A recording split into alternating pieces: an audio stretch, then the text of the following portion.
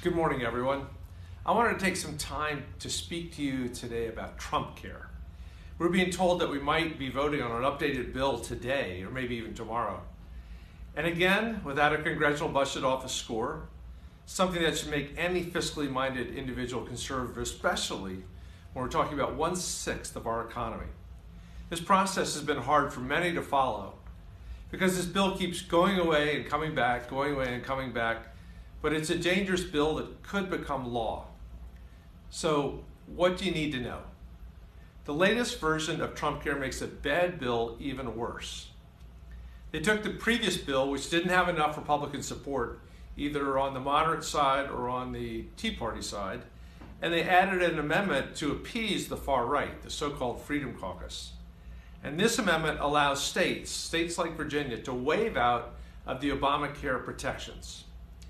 So we already knew, according to the CBO score on the last version, that 24 million people were going to lose their health care, and that the health insurance was going to be more expensive for most people with less coverage. And for older Americans, those 50 plus, it was going to be much more expensive.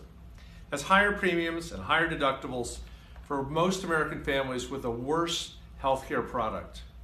That was the old bill, and now they've gutted even more key provisions.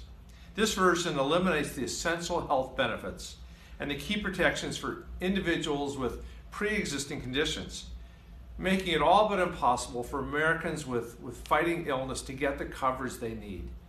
I think we've read that Americans 40 to 65, 27% have a pre-existing condition, and virtually everyone over 65 has a pre-existing condition. Furthermore, the proposed amendments allow states to establish high-risk pools. Now, what are high-risk pools? Basically, they take everybody with ongoing expensive medical conditions and they put them in one group. They say, okay, we're going to pay for the health care needs of this one group out of just one pile of money. Well, the big amendment this week is they set aside $8 billion over the next 5 years to pay for this high-risk group. $8 billion. American Enterprise Institute, a conservative think tank, says you need 150 to 200 billion. We think the Center for American Progress says you may need as much as 500 billion. So $8 billion is a drop in the bucket for what the high-risk pools would do. It's not just that, only less than 1% of eligible Americans would even be in the high-risk pool, and their premiums would skyrocket and their wait times would be much, much longer. So right now, the Republicans are trying to pass a bill that most of them don't even understand, that they don't know the consequences of. There's not been a single hearing. No one's had a chance to read it yet. And probably worst of all, the Congressional Budget Office has not had a chance to rescore it. We already saw how terribly expensive it was the last time, including 24 million losing coverage. It could be much worse now and we don't even know.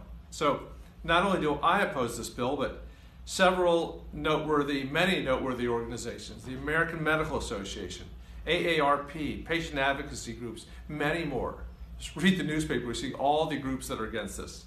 So if this comes up for a vote, and I really hope it doesn't, I am going to strongly vote against it, and I urge every member of Congress to oppose it too.